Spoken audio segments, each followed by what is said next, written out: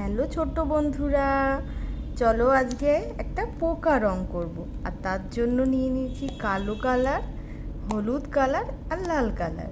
তো চলো রং করা শুরু করা যাক।